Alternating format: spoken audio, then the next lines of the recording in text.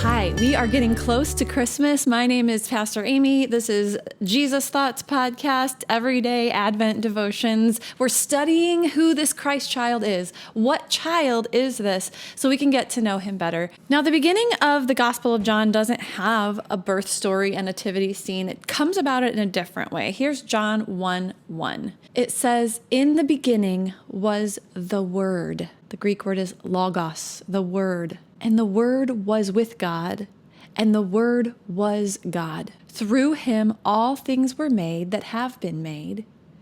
Without him nothing was made that has been made. In him was life, and that life was the light of all humankind. The light shines in the darkness, and the darkness has not overcome it. Today, episode 19, the title of Jesus we're looking at is Jesus as the Word of God, the Logos of God. That's the Greek word for it. And I bring up the Greek word because to understand what this word means, what this term means, what this title means, we need to understand this language and what it was talking about. The earliest basic meaning of the Greek word logos was to put something in order, to lay things down in order, to make a logical thing, logical, logos. Words have to be in order. And eventually it also became I speak or I say because you're putting something in an order. You're putting thoughts together when you speak or when you say something. Lego, I speak or I say. So logos, putting something in order, is bringing order out of chaos, or it also is wisdom. Heraclitus and Stoics concluded that the foundation of everything is logos, is reason, because they thought that this, whatever God there was, explained the rationality of the whole universe. So this Greek word logos is the rationality of God or the wisdom of God. This God who became flesh and came and dwelt among us. This word that became flesh. The wisdom of God turned into a human, like an incarnate logos. And the part about darkness and light makes sense because from a Greek perspective, a baby is conceived in the womb in darkness. And they had a saying when babies were born. It's a funny saying, I think.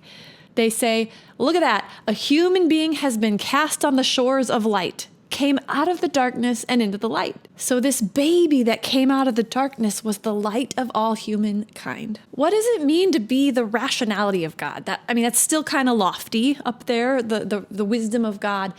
Hebrews 1:3 says something similar. It says, the Son is the radiance of God's glory and the exact representation of God's being. This baby, this human, this logos is the exact representation of God. And then it goes on to say, sustaining all things by his powerful word, his powerful logos. After he provided purification for sins, he sat down at the right hand of the majesty in heaven. Jesus is God's rationality in full display. God's wisdom in full display.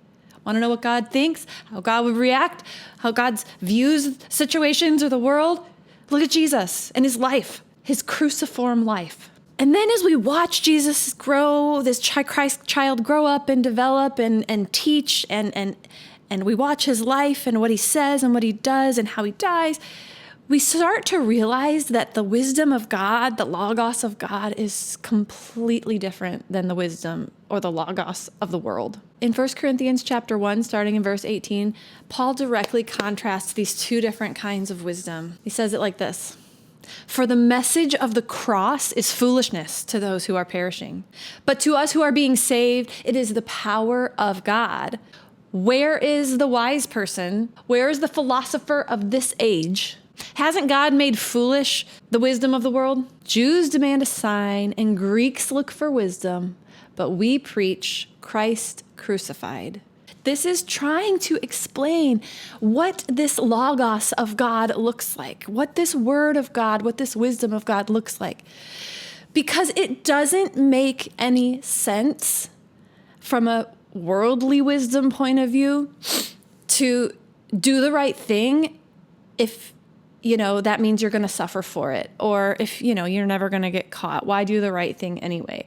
To give up something that you could want or make you comfortable to provide something for someone else. I mean, none of that makes sense from a worldly wisdom point of view. Because human wisdom is going to take someone down a completely different lifestyle than the wisdom of the cross, of suffering, which is foolishness to so many people. And it still is. But God's rationality is Christ, the Word of God. So the invitation today is to evaluate your lifestyle. Is it more human, worldly wisdom motivated after things like money or sex or reputation or comfort? Or is it more Christ child, logos motivated, the wisdom of the cross? If you claim to be a Christian, I love this question. It's challenging. If you claim to be a Christian, especially in a context where Christianity is a majority or holds political power, if you claim to be a Christian, what has it cost you? Anything? Because following Christ is giving up our lives because we believe that God's wisdom is true, even when things might look or appear differently. So I invite you to subscribe to this YouTube channel, and we'll see you tomorrow.